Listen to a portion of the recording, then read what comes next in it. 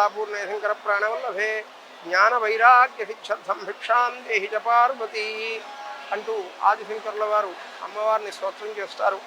అన్నపూర్ణేశ్వరీదేవి మహాత్మ్యం చాలా గొప్పది. అమ్మవారి సందర్శనం చేతనే సకల విధములైనటువంటి దురితాలు దోషాలన్నీ కూడా తొలగిపోయి మహాపుణ్యం ఏర్పడుతుంది. అమ్మవారి యొక్క అనుగ్రహం ఎవరి మీద ఉంటే వాళ్ళు మహా అన్నదాతలు అవుతారు. అమ్మవారు ఒక చేతిలో అన్నపాత్రను ధరించి మరొక చేతితో శివుడికి భిక్ష సమర్పిస్తున్నటువంటి దివ్యమంగళ స్వరూపం.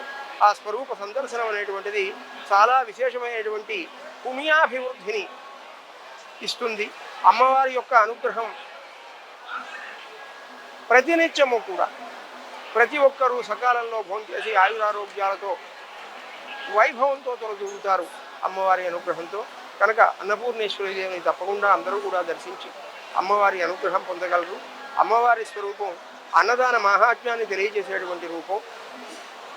అన్నదాతలకు ఒక్కొక్క మెతుకు ఒక్కొక్క రోజు కైలాస నివాసము అని దేవీ భాగవతం మనకు చక్కగా బోధిస్తూ ఉన్నది. కాబట్టి ఆ అమ్మవారి యొక్క అనుగ్రహం కోసమై ఈరోజు అన్నదానం చేస్తే చాలా విశేషమైనటువంటి పుణ్యం కలుగుతుంది. ప్రతి ఒక్కరూ కూడా మరి అమ్మను దర్శించి అమ్మ అనుగ్రహం పొందగలరు. శ్రీమాత్రే నమః.